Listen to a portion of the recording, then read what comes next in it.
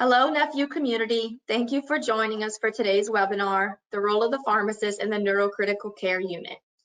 I'm Dr. Hannah Lambert, Clinical and Scientific Liaison with Otsuka Pharmaceutical Development and Commercialization, Inc., and I'm very excited to be here with our speaker, who I'll introduce here in just a moment. If you have any questions, please feel free to type them in the chat box and we can try to address them at future presentations.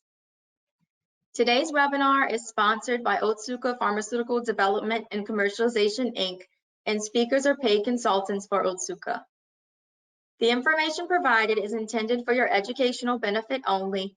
No CME credits are offered. It is not intended as, nor is it a substitute for medical care or advice or professional diagnosis. Users seeking medical advice should consult with their physician or other healthcare professional. While conducting the discussion, our speakers aim to provide you with information that is accurate, not misleading, scientifically rigorous, and does not promote Otsuka products. It is my pleasure to introduce and be here today with Dr. Denise Rhoney, PharmD. Dr. Rhoney is a professor within the Division of Practice Advancement and Clinical Education at the University of North Carolina, Shellman School of Pharmacy in Chapel Hill, North Carolina. Dr. Rhoney received her doctorate degree at the University of Kentucky College of Pharmacy in Lexington. She completed 2 years of pharmacy residencies specializing in critical care at Albert B. Chandler Medical Center at the University of Kentucky and completed a clinical research fellowship at UNC Chapel Hill, Glasgow. Dr. Rhoney is a fellow of the American College of Critical Care Medicine, American College of Clinical Pharmacy, and the Neurocritical Care Society. Dr. Rhoney has been an investigator on numerous clinical trials, many as principal investigator, and her research is focused mainly on traumatic brain injury and acute stroke. She has expertise in cerebral spinal fluid pharmacokinetics of pharmacologic agents. Her current focus is using this strong clinical background and research dedication and translating this to the interface between practice and education.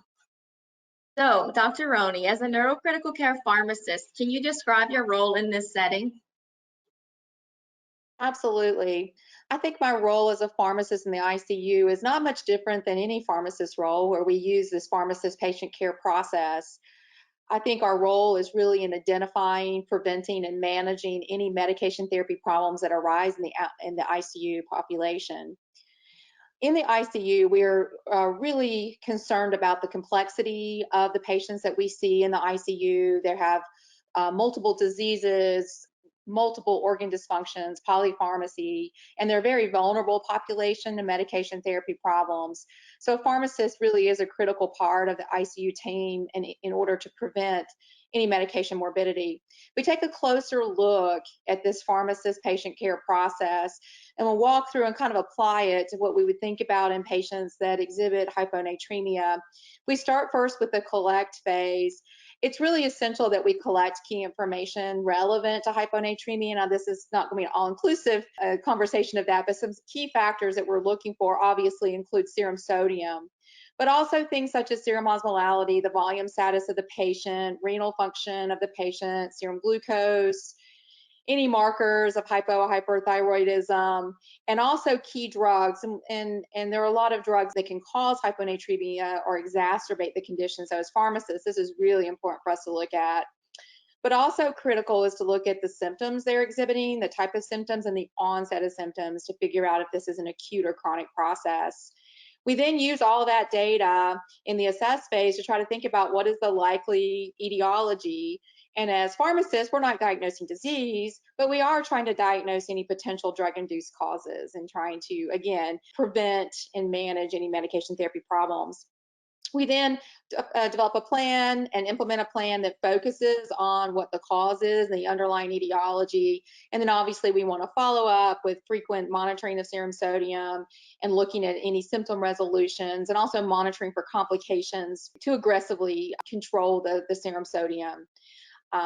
So to me, a pharmacist's role really is at the center of identifying, preventing, and managing medication therapy problems. The pharmacists are certainly an integral part of the care team in the ICU, and we know that hyponatremia sometimes occurs in these patients. How often do you encounter hyponatremia, and what is your role in managing these patients? Sure. I think first we should start with defining what is hyponatremia. Hyponatremia is commonly defined as a serum sodium less than 135 milliequivalents per liter. But this cutoff often varies, and it varies if you look at the different severity levels of hyponatremia. We typically can subdivide the severity levels between mild, moderate, and severe, with mild being 130 to 135, moderate 125 to 130, and severe less than 120. The neurological effects of low plasma sodium are really related to the severity and also the rate at which the sodium falls. So while we traditionally will say serum sodiums between 125 and 130 are considered to be moderate, in patients that have brain injury, they're extremely vulnerable to these neurologic side effects. And for that reason, we typically use the definition of less than 130 to be clinically significant and classified as severe in the neurocritical care population. It is a very important electrolyte disturbance that we see, and we can see it in up to 50% of the patients in the neuro ICU. It just depends on the definition used, and every study uses a different definition. So that's why this incidence is variable.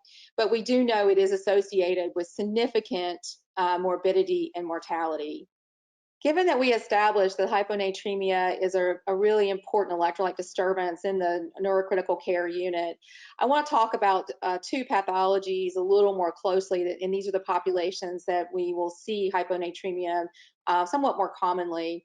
If we look first at subarachnoid hemorrhage, subarachnoid hemorrhage has been reported in about hyponatremia in these patients, about 30 to 56% of the patients.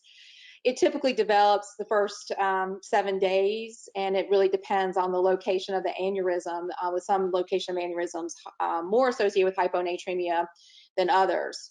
Also, in patients that develop vasospasm, you can see an increased incidence also of hyponatremia.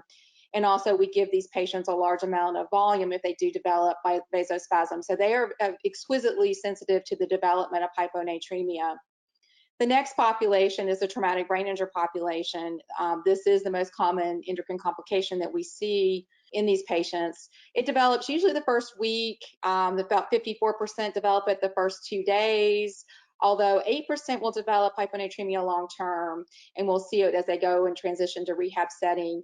And this is really important because they're already at risk for cognitive decline if they do develop hyponatremia. So it's real important to be aware of the different populations of patients in the neuro ICU that we typically can see a hyponatremia, and as pharmacists, really be on top of monitoring and making sure that we're very proactive in identifying hyponatremia in these patients, given the consequences that can occur if they do develop it. So now that we know hyponatremia can occur in over 50% of patients in the neurocritical care unit, can you share with us some of the risk factors for hyponatremia in these neurocritical care patients? Yeah, so we talked a little bit about the different pathologies of neurocritical care patients that are associated with hyponatremia, but there are other factors that we can see in general ICU patients or general patients that also place these patients at risk.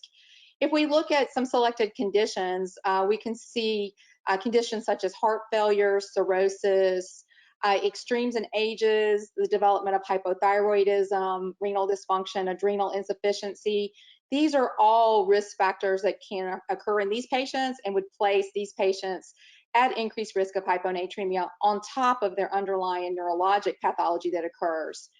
But more importantly, I think as pharmacists, for us to think about are the select drug classes that we really have to be familiar with and be proactive in monitoring for, because these agents can place these patients at risk for development of hyponatremia.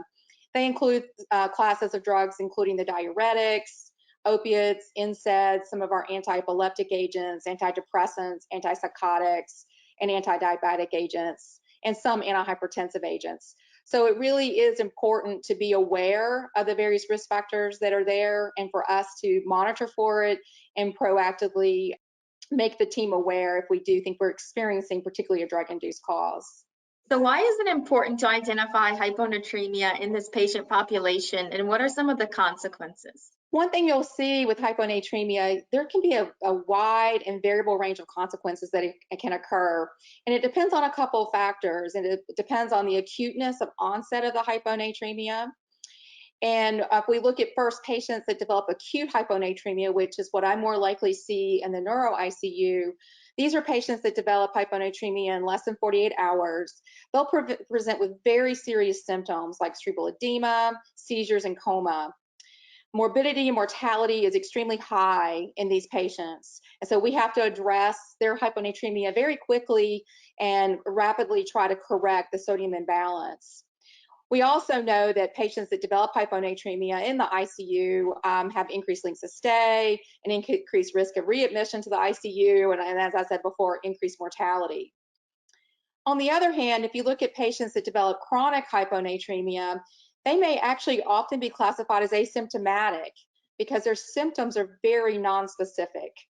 They have things like such as nausea, vomiting, confusion, some gait disturbance that can lead to falls and fractures, but overall not atypical for signs and symptoms you might see in any patient. So it may go unrecognized that they actually have hyponatremia.